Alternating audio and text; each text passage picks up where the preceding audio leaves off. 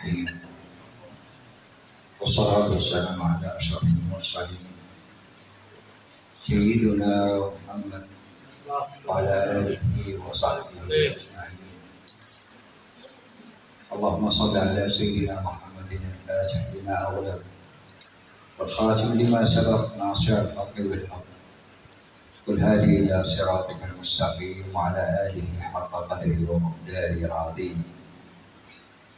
رضي الله عن شيخنا وقدوتنا وسندنا أبي العباس أحمد التجاني رضي الله عنه وعن ذريته وعن خلفائه وعن مقدميه وعلى كل من تبع طريقه إلى يوم الدين. أما بعد، السلام عليكم ورحمة الله وبركاته. وعليكم السلام ورحمة الله وبركاته. إنها ساعة يفرح فيها القلب وتفرح فيها الروح بملاقاتكم، الحمد لله. وكيف لا ونحن اليوم في زاوية سيدنا سيد علي الوالد خليفة الشيخ سيد أحمد التجاني، وهذه ساعة مباركة، والساعة المباركة الأكبر أنني اليوم أتيت مع أبين أبنائي. الأول هو سيد عبد المطلب، والثاني هو سيد أحمد العباس. أتيت بهم لكي يعرفوكم وتعرفوهم، نظرة الحبيب إلى حبيبه، نظرة تجديد المحبة، نظرة العهد بيننا وبينكم. فما أتينا من عين ماضي إلى إندونيسيا إلا محبة رسول الله صلى الله عليه وسلم ومحبة الشيخ سيد أحمد التجاني، لأننا نرى فيكم الأهل والأحباب، كما قال الشيخ سيد أحمد التجاني: أنتم منا وفينا والحمد لله.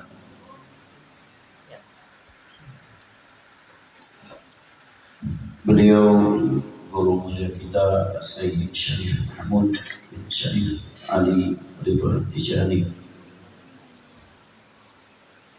Pada malam hari ini beliau memulai tausiah dengan memuji Allah Subhanahu wa taala, kemudian berselawat pada Nabi kita Nabi Muhammad sallallahu alaihi wasallam dengan salawatul Fatih. Semoga Allah Subhanahu wa taala meridai pada Qutbul Maktum Abul Abbas Muhammad At-Tijani radhiyallahu anhu serta para khalifahnya, para muqaddamnya, para ahfaznya dan pengikut Tariqah Tijani pada sampai pada akhir nanti. Dan beliau menyapa kita dengan sapaan di dalam Islam, tahiyatan thayyibah. Assalamualaikum warahmatullahi wabarakatuh. Pada malam hari ini, kata beliau, adalah hari yang sangat berbahagia, hari yang sangat menyenangkan, kata beliau, karena bagaimana tidak, kata beliau, kita ini adalah berada di zawiyah abah beliau, yaitu yang namanya dengan Zawiyah Sidi Ali. Maka beliau merasa gembira dan merasa senang sekali, dan tidak lain tidak bukan, kata beliau, bahwa kedatangan rombongan keluarga beliau dari Andun Mali, dari Aljazair, jauh-jauh datang ke sini tidak lain dan tidak bukan didasari karena cinta kepada antum semua. Sekali lagi beliau mengatakan bahwa kedatangan beliau adalah didasari karena cinta kepada antum semua. Dan juga beliau didampingi dengan putra beliau, kedua putra beliau, yang pertama adalah Sidi Abdul Muttalib dan yang kedua adalah Sidi Al-Abbas. Beliau sengaja mengajak putra beliau karena ingin mengenalkan kepada antum semua agar kecintaan kita bertambah, ta'aruf kita bertambah, sehingga kita mengenal satu sama lainnya. Dan sekali lagi kata beliau, dasar daripada kecintaan itu maka tumbuh, yaitu keberkahan dari Allah Subhanahu wa taala, dan semuanya kita akan mendapatkan perlindungan dari Allah Subhanahu wa taala karena cinta kepada afatnya Rasulullah sallallahu alaihi wasallam dan afat Syekh Ahmad Tijani radhiyallahu anhu.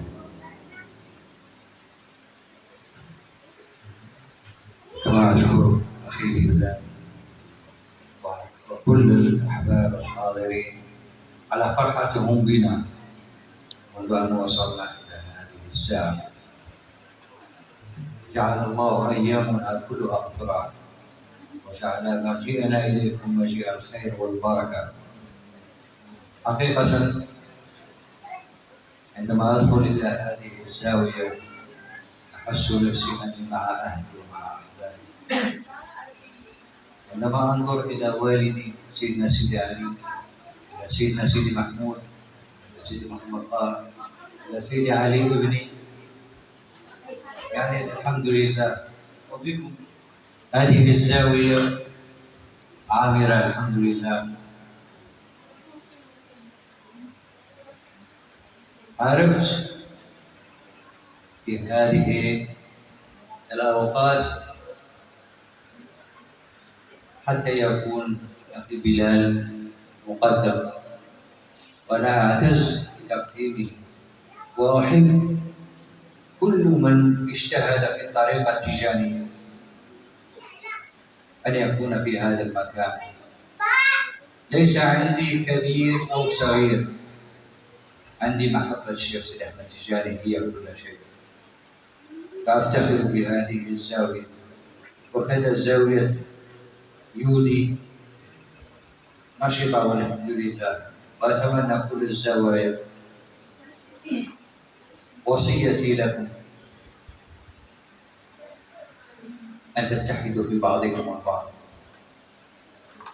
لأن سيدي أحمد التجاني دائما يوصينا بمحبتنا لبعضنا البعض والتسامح لبعضنا البعض، وأن نكون يد واحدة. ليس اليوم نحن مع بعض غدا كل واحد في مكان. هذه السبحة متحدة في بعضها البعض.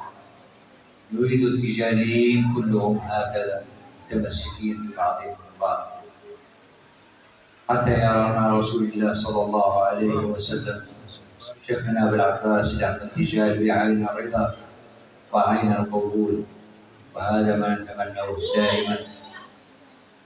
التجاني هذا لا يعرف نفسه أنه تجاني إلا من عند سيد الوجود صلى الله عليه وسلم ومن شيخنا أبو العباس أحمد التجاني.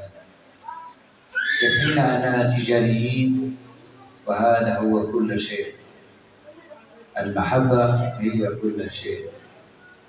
وعهدنا برسول الله صلى الله عليه وسلم. اليوم نحن في هذه الدنيا، وغدا عندما نلتقي بالختمين يجب أن يرونا ونحن فرحانين. نحن فرحين ببعضنا البعض، فرحين بملاقاتنا. هذا ما نتمناه إن شاء الله. أوصيكم كما أوصى شيخنا رضي الله عنه بقراءة القرآن، بالذكر جماعة، صلاة جماعة، تعليم أولادنا محبة رسول الله صلى الله عليه وسلم، محبة الشيخ سيدي أحمد التجاني. اليوم فرحت عندما رأيت الأولاد الصغار معنا هنا في الوظيفة وحاضرين معنا. هذه بشارة خير، لأننا دائما نقول الشجرة الطيبة دائما تأتي بالثمار الطيب، وهذا هو الحمد لله هم الثمار الطيب، وهذا ما نتمناه دائما إن شاء الله.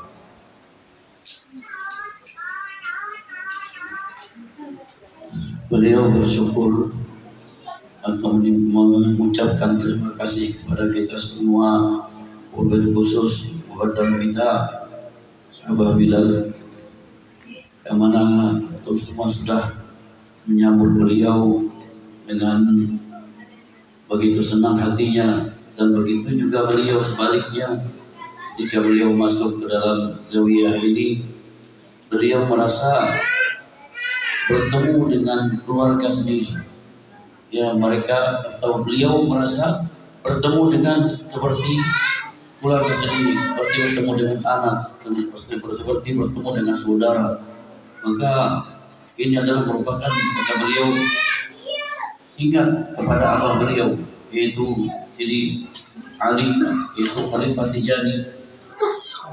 Dan setiap beliau masuk merasakan bahwa aura yang begitu besarnya di dalam hati beliau. Maka kata beliau, tidak akan beliau lupakan selamanya. Dan juga beliau berwasiat kepada kita semua agar senantiasa meningkatkan ibadah kita kepada Allah Subhanahu wa taala, berzikir kepada Allah Subhanahu wa taala, membaca Quran, salawat kepada Nabi Muhammad sallallahu alaihi wasallam. Dan juga beliau, para keluarga beliau diajak ke sini merasakan juga berkebahagiaan, merasa subhanallah, kata beliau, tidak terungkapkan, tidak bisa diungkapkan dengan kata-kata, kata beliau. Oleh karenanya kata beliau, jika masuk dalam zawiyah ini dan mukadam kita apabila subhanallah, katanya, mudah-mudahan semua kita mendapatkan keberkahan dari Allah Subhanahu wa taala. Dan juga beliau ketika berada di Sukabumi di zawiyah Bapak Yudi, beliau juga merasakan seperti itu. Dan inilah kata beliau yang saya harapkan, rasa kekeluargaan di antara kita. Maka kata beliau mewasiatkan kepada kita ini bagaikan tasbih ini. Beliau tadi memegang tasbih dan melihatkan kepada kita bahwa tasbih itu satu dan satu ikatan. Jadi jangan sampai berpecah belah, jangan sampai berantakan. Selalu kita bersatu, selalu kita bahu-membahu, kata beliau. Sehingga kalau ada yang sakit, kalau ada yang kesusahan, kalau ada yang ingin pertolongan, maka kita harus bersatu semuanya. Kita harus menguatkan mahabbah kita, ajarkan cinta kepada Rasulullah, ajarkan saudara-saudara kita cinta kepada Syekh Ahmad Tijani. Dan beliau terlebih melihat bahwa zawiyah ini ketika wazifah ada anak-anak kecil yang hadir bersama kita. Kata beliau, ini adalah merupakan suatu kebaikan. Jadi jangan antum anggap mereka ini adalah mengganggu, bukan. Tapi dalam mereka adalah generasi nantinya.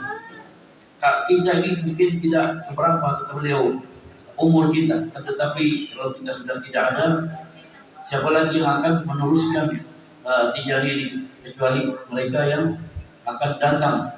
Ya, oleh karenanya kata beliau, ajarkan anak-anak kita Al-Quran, ajarkan anak-anak kita berzikir, ajarkan anak-anak kita cinta kepada Rasulullah, cinta kepada Syekh Ahmad Tijani. Dan harapan beliau, kalau kita sudah nanti meninggal, maka harapan kita adalah bertemu dengan Rasulullah SAW dalam keadaan berbahagia, dan juga bertemu dengan Syekh Ahmad Tijani dalam keadaan berbahagia kepada beliau.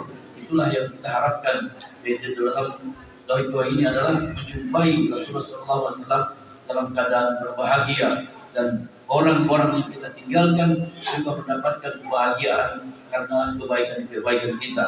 Dan beliau selalu menyebutkan bahwa asy-syajaratul thayyibah thimaruhu thayyibah.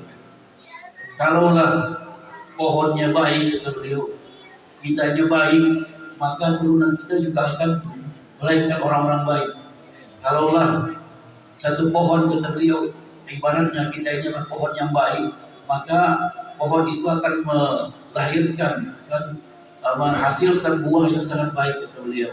Oleh karenanya senantiasa perbaiki diri kita, setiap hari kita harus memperbaiki agar menjadi orang yang lebih baik di dalam kehidupan ini dan selalu menjaga thariqah kita, menjaga zikir kita, zikir berjamaah, salat berjamaah, dan mudah-mudahan kita mendapatkan orang-orang yang beruntung di hadapan Allah Subhanahu wa taala maupun dunia maupun di akhirat nanti.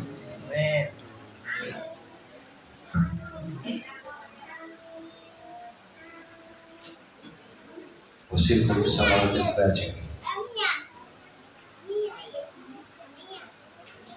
صلاة الفجر هي مفتاح كل شيء. كل من أراد شيء يدخل صلاة الفجر، ينوي في صلاة الفجر كل ما يريد.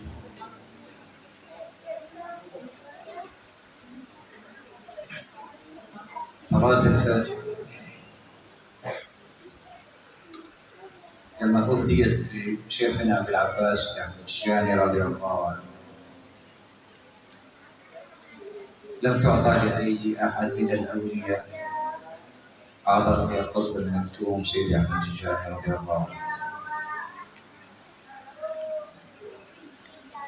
يوصي سيدي أحمد التجاني رضي الله عنه بصلاة الفجر دائما، ويقول في آخر الزمان تكثر فيه المشاكل ويكثر فيه الفتن، الإنسان يكثر من صلاة الفجر. صلاة الفجر تمحي كل شيء، الإنسان عليه بصلاة الفجر. والحمد لله نحن يا ولله الحمد بضمان رسول الله صلى الله عليه وسلم، بضمان القطب المكتوم سيدي أحمد التجاني رضي الله عنه. قال رسول الله صلى الله عليه وسلم للشيخ سيدي أحمد التجاني رضي الله عنه: أحبابك أحبابي، وتلامذتك تلامذتي، وأصحابك أصحابي، كل من تعلق بك حصلت له شفاعتي يوم القيامة. وزد على هذا يقول القطب المكتوم رضي الله عنه: من رآني يوم الاثنين أو يوم الجمعة إنما رأى رسول الله صلى الله عليه وسلم.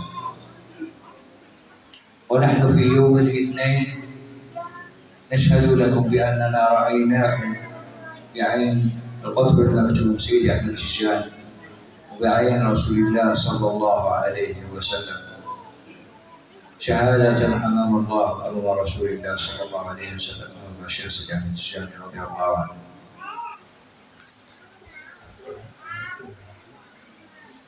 Beliau mewasiatkan kepada kita semua agar senantiasa memegang teguh shalawat Fatihah, perbanyak shalawat Fatihah, karena ini adalah kata beliau kunci siri pada segala sesuatu yang tertutup. Maka barang siapa yang menginginkan segala sesuatu hajat apapun, kata beliau, kembalikan kepada shalawat Fatihah. Maka kadarnya adalah sebagaimana antum yakin terhadap shalawat Fatihah, maka segitulah akan antum dapatkan. Oleh karenanya kata beliau, ini penting bahwa shalawat Fatihah ini mesti kita yakini dan kita terus menerus kita zikir kepada Rasulullah SAW, mengucapkan setiap harinya. Alhamdulillah kata beliau, kita sebagai pengikut thariqah Tijani adalah berada di dalam rombongannya Rasulullah SAW, berada di dalam rombongannya Syekh Ahmad At-Tijani radhiyallahu anhu.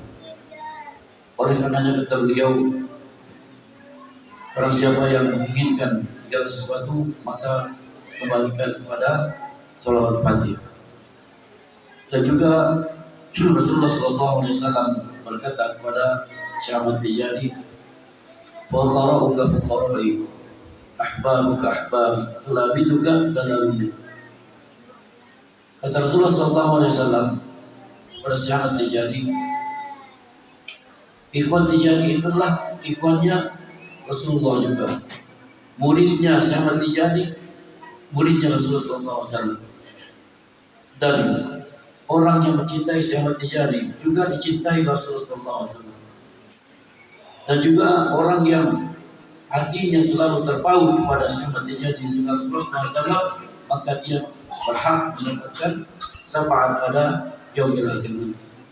Oleh karena kata beliau, wasiat Rasulullah SAW ini dengan syafaat Fatih, maka oleh karenanya hendaklah antum semua senantiasa berpegang terhadap salawat ini, karena salawat yang sangat agung yang diberikan oleh Rasulullah SAW kepada Syekh Ahmad Tijani radhiyallahu anhu.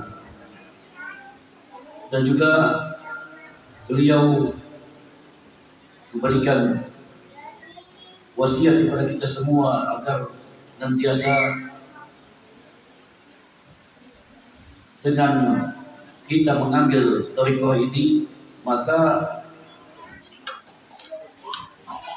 segala sesuatu yang telah kita ucapkan atau kita telah baiatkan kepada muqaddam kita, maka kita harus punya konsekuensi. Kita harus melaksanakan apa yang kewajiban kita dalam thariqah. Jadi jangan sampai kita berbaiat kemudian kita tidak konsisten dengan apa yang telah kita janji kepada Rasulullah SAW. Karena janji kita kepada muqaddam adalah hakikatnya berjanji kepada Syekh Ahmad Tijani dan juga berjanji pada Rasulullah SAW.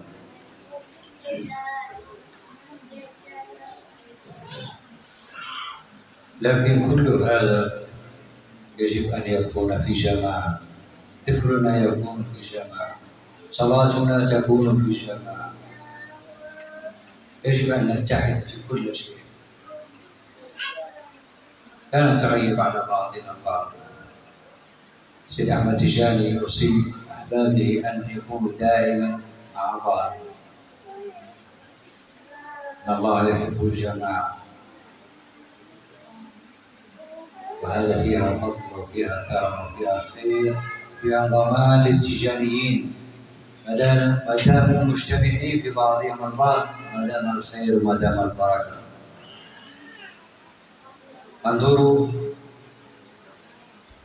يقول رسول الله صلى الله عليه وسلم: كل من صلى علي مرة صلى الله عليه ب10، وكل من صلى علي ب10 صلى الله عليه ب100، وكل من صلى علي ب100 صلى الله عليه ب1000، وكل من صلى علي ب1000 احتك كتفه مع كتفي يوم القيامة. هذا في حديث.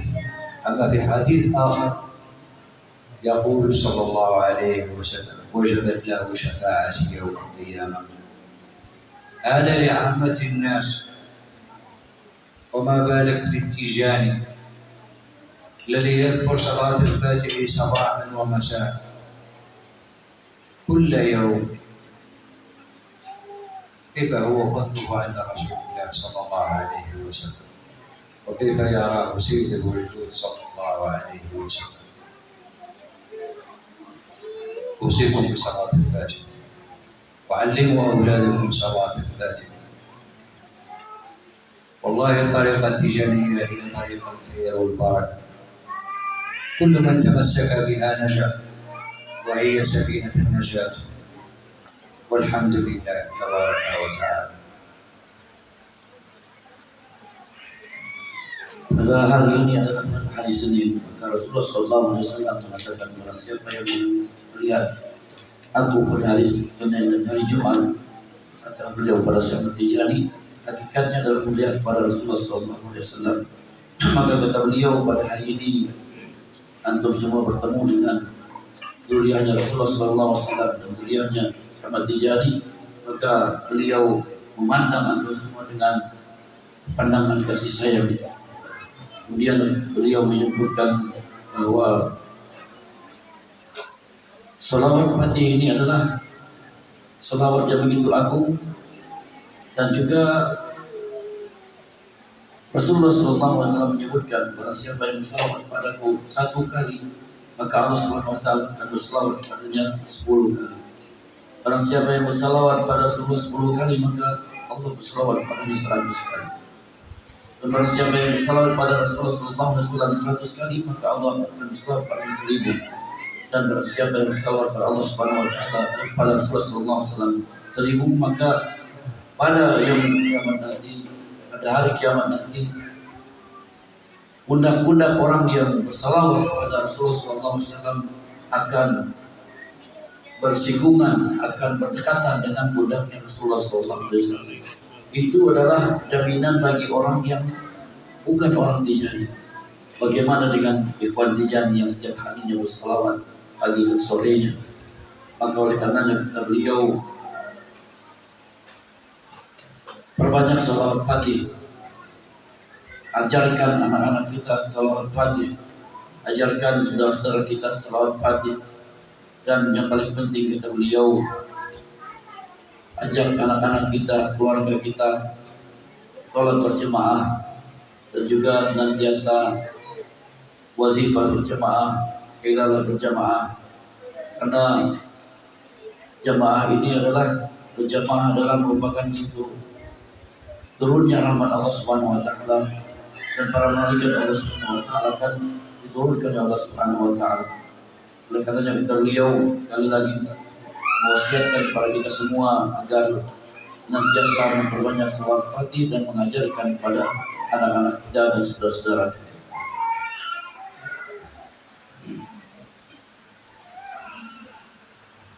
وفي الأخير ندعو الله سبحانه وتعالى أن يجعلنا وإياكم في زمرة أبي العباس أحمد التجاني، زمرة سيد الوجود صلى الله عليه وسلم،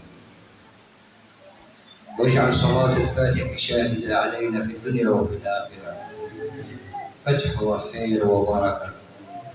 نعلم أن كل واحد وله دعاءه الخاص. ندعو الله سبحانه وتعالى بجاه سر صلاة الفاتح لما ورد، بجاه رسول الله صلى الله عليه وسلم، بجاه القطب المكتوم سيد أحمد التجاني رضي الله عنه، كل من له حاجة نضع قضايا الحوائج كلها أمام سيد أحمد التجاني رضي الله عنه، ولا نفترق إن شاء الله إلا وتقبل الله منا ومنكم هذا الدعاء، وقضى الله حوائجنا كافة. اللهم اشف مرضانا ومرضى المسلمين، وألف القلوب ما بين التجانيين، واصلح حالنا، وبلغ مرادنا، واقض حوائجنا، واجعلنا في ضمان سيد الوجود صلى الله عليه وسلم، نحن وأهلنا ومن سبقونا ومن هم آتون. اللهم تقبل منا دعاءنا في مسجدنا الأجر والمغفرة والثواب. وصلى الله وبارك على سيدنا رسول الله وعلى آله وصحبه أجمعين. والسلام عليكم ورحمة الله تعالى وبركاته. Waalaikumsalam warahmatullahi wabarakatuh.